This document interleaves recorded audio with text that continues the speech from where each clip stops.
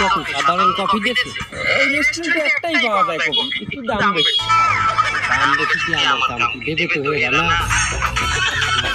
চাঁদা চাইতে চাইতে তার নামই হয়ে গেছে চাঁদা ভাই। কখনো পৌরসভার টোলের নামে চাঁদা, রাজনৈতিক দলের কার্যকলাপ কিংবা বিতর্কিত বিষয় নিয়ে প্রতিনিয়ত লাখ লাখ মানুষ সোশ্যাল মিডিয়ায় তাকে দেখছে। কিন্তু কেন এত টাকা চাঁদা নেন চাঁদা ভাই? কি করেন এত টাকা দিয়ে? চাইলেই একটা ভিডিও দেবে।